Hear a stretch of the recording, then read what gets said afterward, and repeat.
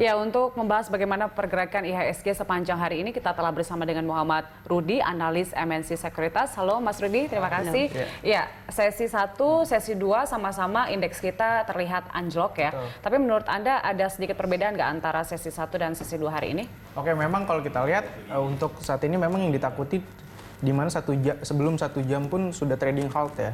Memang ada kekhawatiran untuk apakah IHSG kita hari ini mulai terdampak dari corona ini untuk suspend. Ternyata tidak ya, karena memang hari ini adanya rapat Dewan Gubernur ya, di mana menurunkan dari suku bunga 25 BPS sendiri, itu setidaknya ada stimulus lah yang positif namun tidak terlalu signifikan ya. Karena memang kalau kita lihat saat ini dengan adanya COVID-19 sendiri saat ini menurunkan dari pertumbuhan ekonomi global, di mana yang tadinya diestimasikan 2,5% sampai 3%, ini 2,1 sampai 2,5%. Itu yang menjadi ancaman ya, khususnya juga Indonesia sebagai negara emerging market. Karena kalau kita lihat saat ini pun secara year to date, kalau kita lihat rupiah pun sudah turun depresiasi jauh sekali ya. Karena memang kalau kita lihat dari capital outflow-nya itu kurang lebih 9 sampai 10 triliun.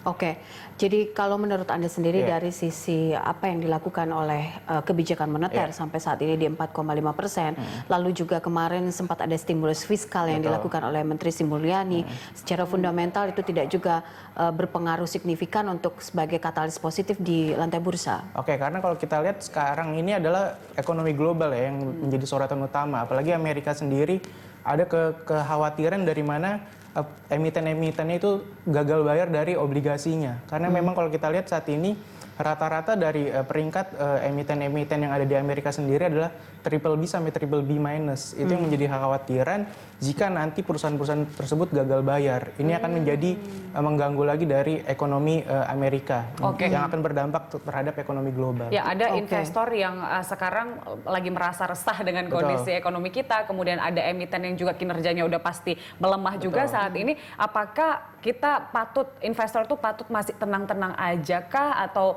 masih bisa melakukan sesuatu aksi begitu terhadap investasinya? Oke, untuk saat ini memang kalau kata orang banyak bilang cash is the king ya. Namun kalau untuk kita lihat beberapa blue chip sebenarnya sudah cukup murah. Katakanlah seperti BCA yang tadi 34.000, saat ini harganya bisa mencapai 25 sampai 28.000. Di mana itu price to book value-nya sudah di bawah sekali dari sebelum-sebelumnya. Lalu juga ada BRI yang dikatakan juga sudah cukup murah saat ini.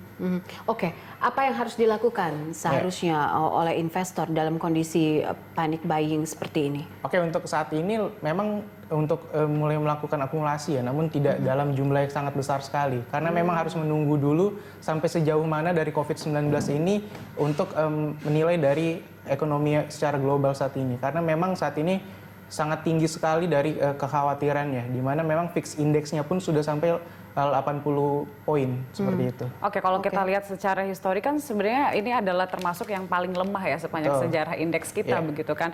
Artinya akan sulit untuk bisa masuk ke angka setidaknya 5.000 pun ini akan sulit begitu. Karena kan. sudah Artinya, mendekati support 4.000. Anda melihat trennya ini dalam waktu setidaknya beberapa minggu ke depan nih bagaimana? Oke, untuk bulan Maret ini secara teknikal ya kami melihatnya dari MNC sendiri, jika memang ada worst case-nya sendiri adalah di 3.800 atau bahkan ada worst bisa case di situ ya.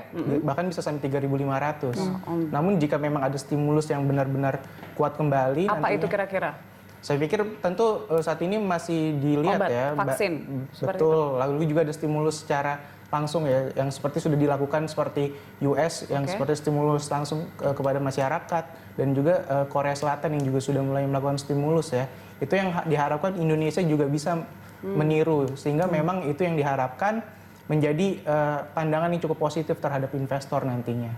Oke, artinya untuk trading bisa dibilang kemungkinannya kecil untuk bisa kita lakukan ya? Untuk saat ini bisa melakukan akumulasi, namun dikit-dikit aja dulu deh. Karena ngelihat ini sudah tidak terlalu bagus lagi ya. Oke, baik. Lalu bagaimana prediksi untuk, ini kan baru Kamis ya, besok berarti akhir pekan. Menurut Anda seperti apa trennya besok? Oke, untuk kita lihat memang saat ini adalah Dow Jones ya yang menjadi perhatian ya. Namun kalau kita lihat dari Dow Jones Futures-nya sendiri sudah bergerak positif. Namun saya pikir masih akan lebih banyak negatifnya untuk besok, di mana memang kemungkinan untuk mencapai di level-level 4.000 paling bawah pun itu bisa kejadian sih. Oke, sektor apa yang menurut Anda sangat prospektif lah setidaknya begitu, karena kita melihat oke, kita beli di harga diskon tapi harus melihat beberapa bulan ke depan ya. Ada konsumsi hari ini melemahnya cukup dalam 6,15%, kemudian manufaktur 5,93%. Oke, untuk kalau kita lihat secara saat ini ya, memang walaupun adanya pelemahan ekonomi, tentu kita sebagai masyarakat tentu melakukan konsumsi ya. Memang konsumsi akan menjadi backbone-nya, lalu juga ada perbankan ya, finance, dan juga telco infrastruktur ya. Itu akan menjadi mendongkrak dari kinerja ISG jika memang ada penguatan nantinya. Oke, baik. Rekomendasi apa lagi dari sektor yang menarik itu? Oke, untuk saat ini memang lebih baik untuk wait and see ya, karena wait and see dulu ya. Memang volatility-nya lebih kecenderungan negatif seperti itu. Jadi memang mengumpulkan cash dulu baru nanti masuk. Oke, baik. Terima kasih Mas Rudi untuk analisanya.